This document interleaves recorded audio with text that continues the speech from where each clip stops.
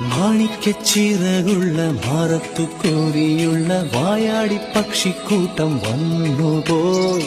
കാടൊന്നു കാണാനായി കൂടൊന്നു കൂട്ടാനായി ആകാശപ്പുഴ നീവി കുതിച്ചുപോയി. കണ്ടു മലനിര